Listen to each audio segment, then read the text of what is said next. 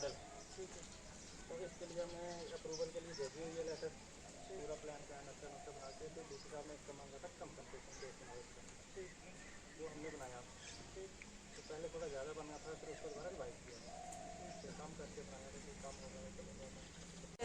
Giant market inspection की है, उसमें हमने दौरा किया पूरे मार्केट का, यहाँ से लेके आगे ब्रिज तक, फिर एक जो नया हमारा जावा का ब्रिज बन रहा है उस तक भी किया हम।